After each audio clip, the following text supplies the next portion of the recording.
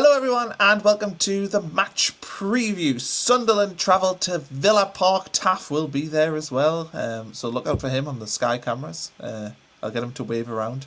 How are you feeling, Taff?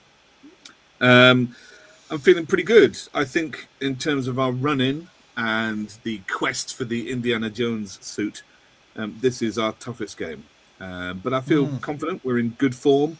We have increasingly full squad, and I think that we have a chance to get something from this game. So let's see. It was encouraging to see how Villa struggled last weekend. Let's get into it and see what we can get from this game. I watched the highlights back of the Villa game, and I thought that they probably should have shaded it. Was my sort of guess. But Villa are quite similar to Sunderland in the sense that we are both teams that are completely defying the underlying data. I think Villa more so than Sunderland. Aren't Villa like one of the biggest underlying data's destroyers? So, as somebody, you enjoy the data. Yep.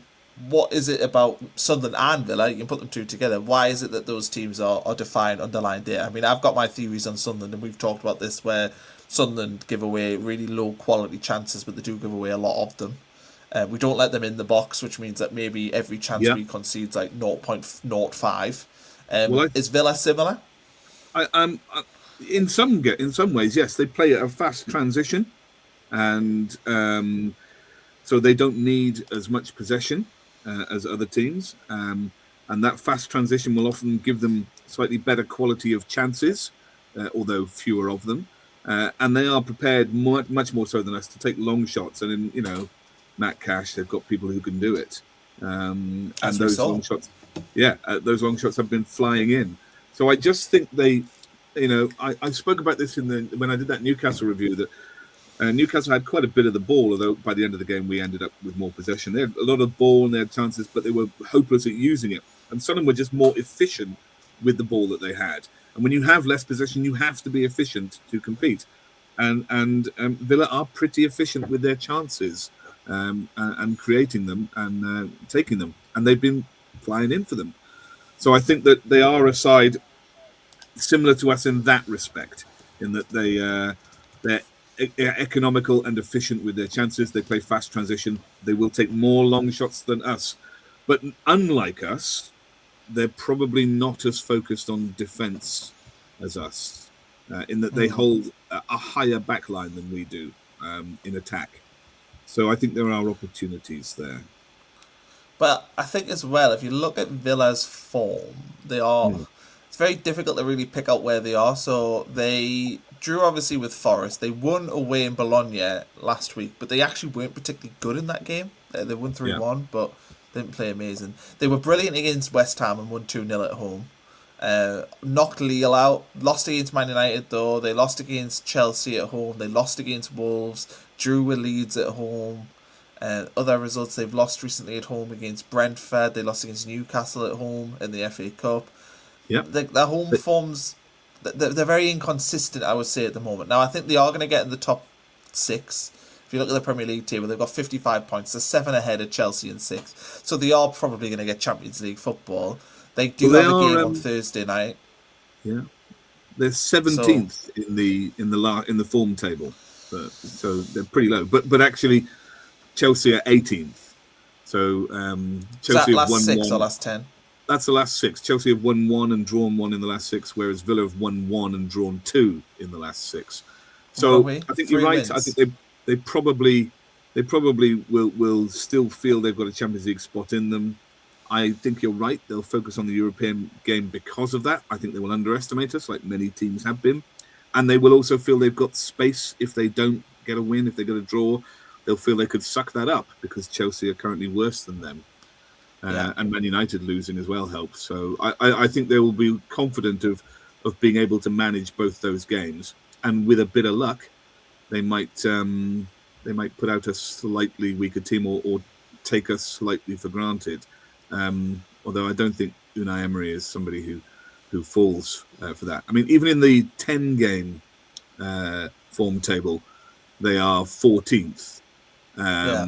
And the 10th game ago is one of those wins. So that's a fragile 14th. And we're above them in the 10 game. We had a horrible run, didn't win at home for 3, but we're above them in the 10 game form table and well above them in the 6 game form table. So I think we go into this game with every possibility of getting something.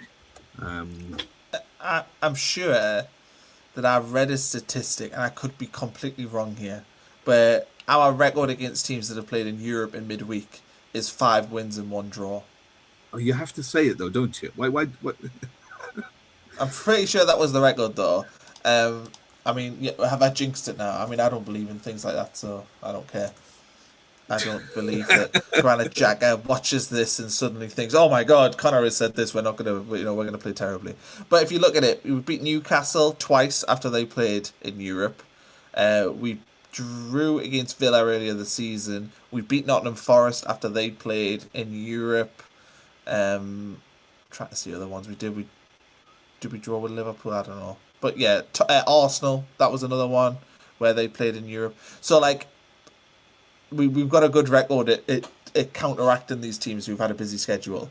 So do we go there? I mean, we went to Newcastle. They played in Europe, and we did a job on them, and we won the game. We got better as the game progressed. Is this going to be a case for us of can we stay at 0-0 or even 1-0 down up to an hour? And then last 30 minutes, can you push, get an equaliser or get the winner as we did at Newcastle, as we did at Chelsea earlier in the Yeah. season as well? I mean, I think that's what it will be. I actually don't think the team needs to be very much different from what we've had, but we'll talk about that later. Yeah, I think so. Regis will play it tight, try and stay in the game, and see what we're up against. And I think you have to do that. You can go into a game with a plan, and he does, but you also have to be able to see for what are we up against and how is it going, and have the capacity to change that. And I think that the Villa are a considerably better team than Newcastle in that they are able to do that in games, whereas Newcastle don't have anything other than their one game plan. And their players are not used to making those sorts of decisions for themselves either. So they've got a near full squad, full fit squad. So I think they will have options. What have they got? If we have a look at the Premier League injuries website, and I can show you that if you like. What have they got? This is just from their press, isn't it? Let me share my screen with you, and we can all have a look at Villa's injuries compared to ours. There you are. You can see it now, can you? You might have to put it on the screen, actually. There you go. So these are the Aston Villa. It's this great website, by the way, the Premier League injuries. And here's the Aston Villa injuries. So ruled out is Dos Santos and Kamara. Jadon Sancho and Emilio Martinez are being assessed, and that's it. So they don't have a return date. I don't know if they'll make it. I would suggest possibly not, but they don't necessarily need them as well. They have a pretty full squad. And for us, we are without Mundle, Traore, and Tarbi. But, I mean, this weekend is probably too close for Angulo to make the bench. But I don't know what Ballard's like. I think he was he back on grass last week? I think that Ballard and Angulo, I think will probably be back on the bench, would be my guess. That feels... This week. Yeah, I think it's probably a week too soon for them. They'll be back on the bench. But that's, and we would see Ballard come on if we're, if we're defending a lead or even defending a point. We might well see him come on for that. So I think injury-wise, we are probably fairly even. We've both got a good squad to pick from. And I just think it comes down to trying to squeeze advantages out of places. So why don't we have a look at their usual sort of lineup in midfield? Because that's where we have been strongest the last 2 games. Yeah, so I'll whack on what Villa did against Nottingham Forest. So Beesart obviously was in because Martinez is injured. Back 4, Torres, Lindelof, Cash, and Lucas Digne. midfield, Onana, Tielemans, then McGinn, Barkley, Rogers. That's a really narrow sort of front three, isn't it? Yeah, Behind Watkins. yeah, So it's actually quite similar to us in the sense that we play Diarra, Lefay, and Rig would probably be the guess. So we're kind of matching them in the sense that we're both going to be quite narrow in our attacks. yeah. I'm just wondering. I think that they have less pace on their flanks than Spurs did, so we might not be so cautious. Um, so I mean, Rogers obviously has pace, but Cash and Digne getting up with a lot of pace, not as much I think as Udoji. Uh, No. I think that we there might be the opportunity to be more adventurous from our perspective, but I think essentially it will be attempting to control that midfield, and you have to look at Xhaka, Siddiqui, and I thought Diarra was excellent. His work rate last week. I think there's every possibility you can look at our midfield and look at theirs and think, well, maybe we certainly are competitive in the midfield. Yeah. Um, and and if they have less pace, then maybe we can play a little bit more of our game. But we still generated a good XG last against Spurs. They were so feeble and passive, though. Yeah. And Villa won't be. Villa will be pressing. I mean, Villa will Well, know if they can manage these two games, and they've got a pretty full squad to do it. If they can manage the European game and us, if they beat us at home, they will pretty much be guaranteeing Champions League football. And that's got to be a motivator for them. yeah, I would agree with that. Right, this is from Who Scored. This is what Villa are good at and what they're bad at and what their style of play is. So I'll read through the strengths.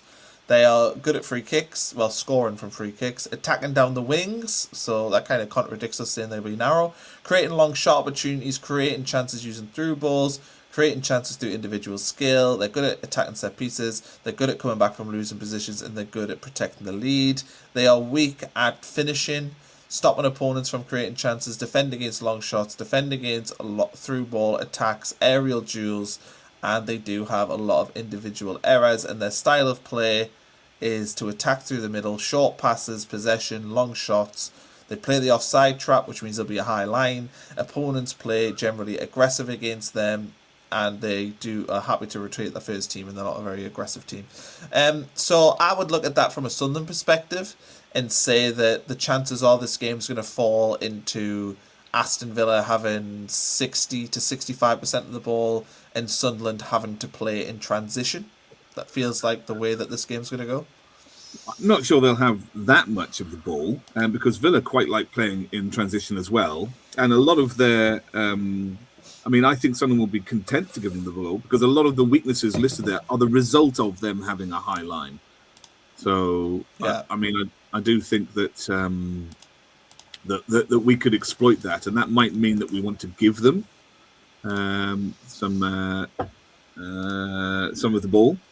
But I think also the flank stuff is most teams want to give you the flanks these days because they perceive it easier to defend against, and most teams deny the centre. So I don't think they. I just think they lack the pace that Spurs had but didn't use, or they lack the pace that Newcastle had. Um, so I think that we will see the same thing from them, but I think their pace on the flank will be less than those teams. And we managed those teams effectively before, whilst also denying a place through the middle. Um, Yeah. so I would think that with Mukiele and Reinildo, perhaps as our flanks, we could do that. It's about whether Well, we if you can look, dominate the midfield, whether we can engineer free men in the counter in the attack. well, I'm looking at comparable games. So they played Leeds at home. Yeah, Villa had 74% of the ball against Leeds at home. yeah.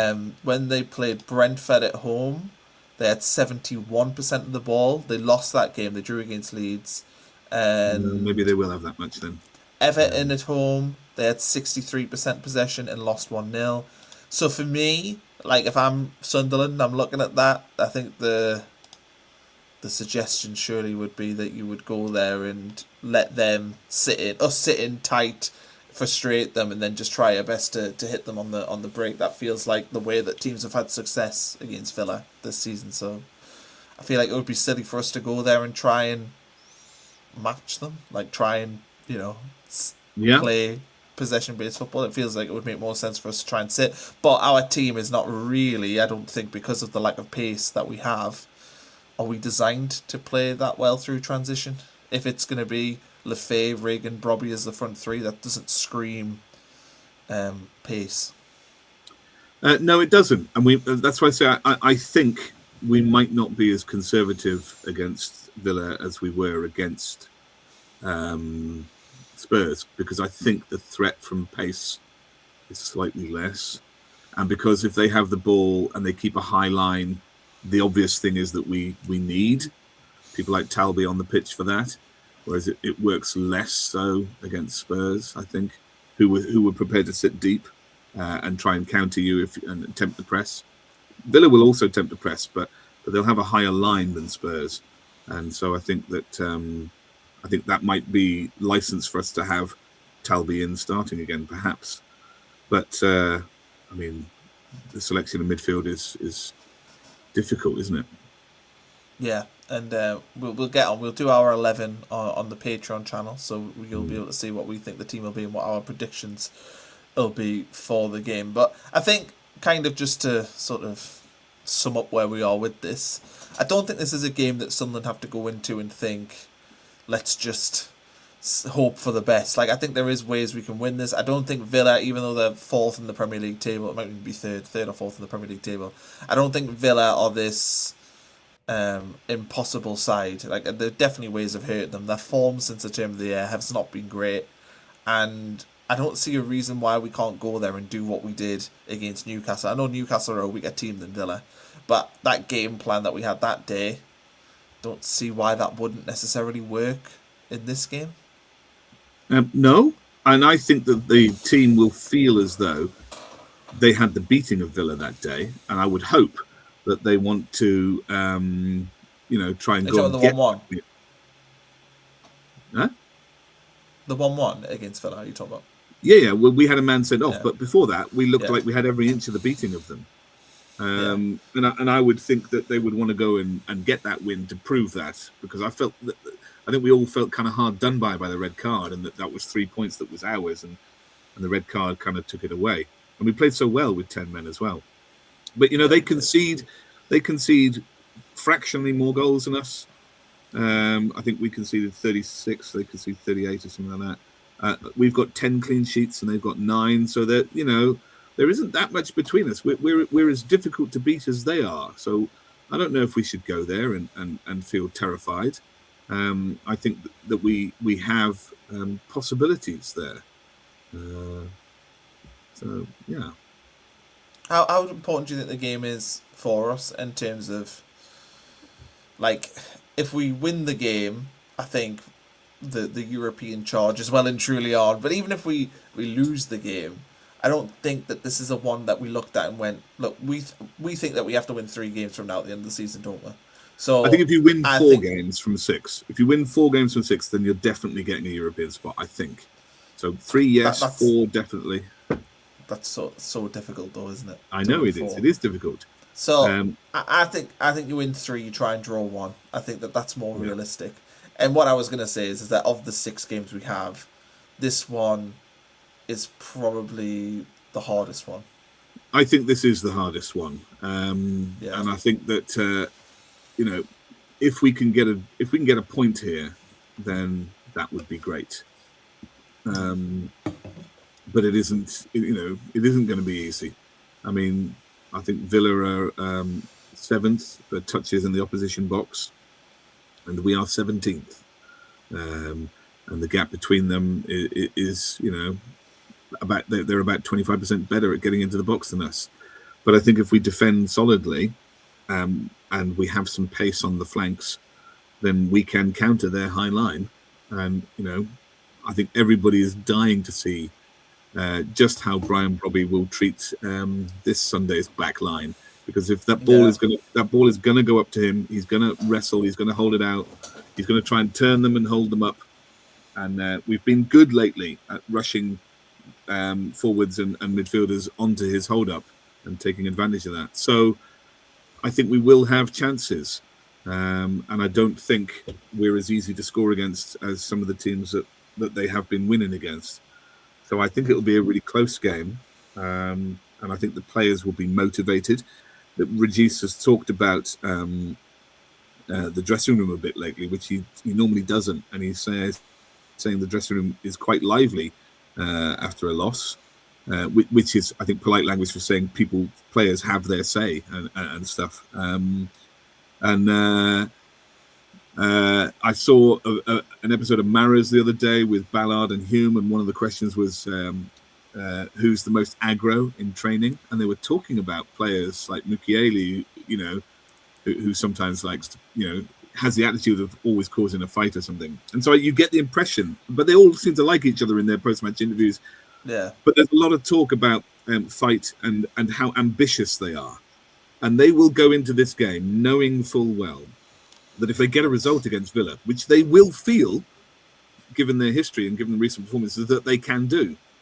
And I feel we can do as well, if everything goes right and goes well for us. They will think that they're ambitious. They want to get into Europe. They're cautious about saying, but they do. And Regis has said they're ambitious. And they all know they will all benefit from it.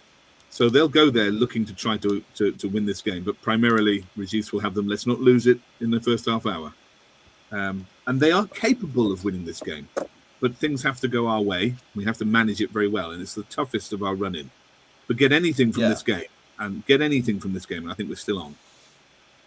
But I think as well, if you look at it, if we were to get a win, let's say we go to Villa and get something, you've then got Forest at home and Wolves away, and you're looking then at going on a really incredible run of form. I mean, we've won 2 in a row.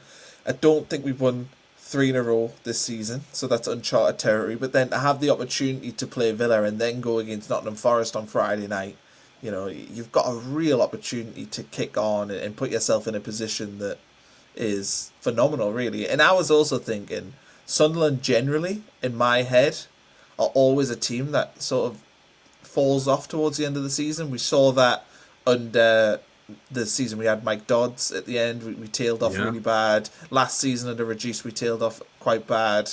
And I feel like I have a lot of memories of being at the Stadium of Light in like April and us losing games, especially when we're not in relegation danger or anything. So it's nice to feel like it's been terrible for us. I agree. Yeah, but it's nice to feel the opposite now. I feel like we're going into this period and thinking, do you know what? Why not? Like, why can't we pick up the wins that we need to do something quite special? Yeah, I agree. I think we have chances here. I don't know if Martinez will be fit to play in goal for them as well. So I don't know what difference that will make. He's a very good keeper, isn't he? He is, but not having him in goal can only help, I think. So we'll have a stronger bench. We'll have both sides pretty much full fit team to pick from, apart from Martinez for them, really. And I think that there's everything to play for both teams. Both teams will want the win here. And I don't know. I mean, on paper, everything looks like it's a draw, frankly, and not a very high-scoring one. But both teams won't really. Both teams would take that if they had to, but they won't really like a win. A win here transforms the end of the season for both teams. And they both think they can beat each other, and they both will want to. So, fingers crossed. Yeah. Okay, well, I think that just about wraps up this preview. We will be doing our lineups on the Patreon channel. I'll put the link to that in the description. We've got the Discord if you want to check that out. We've got Taft's new t-shirt, The Wall of Assumption, if you want to check that out. That will also be in the description as well. Go one size up if you want one. And yeah, thanks everyone for watching. I will be on Sunday afternoon after the game. I'll be going live directly after full time. So if you want to watch some raw reaction. He's going to commemorate this new shirt by scoring the winner against Villa, Oh, that's the bold prediction. He should score more, should Alderete, considering he came over as a bit of a goal threat. He's only scored 1, I think, this season. But yeah, check out all that and keep across our channels. There's loads of content, propaganda and all that good stuff if you've not watched already. And we'll catch you very soon for another video.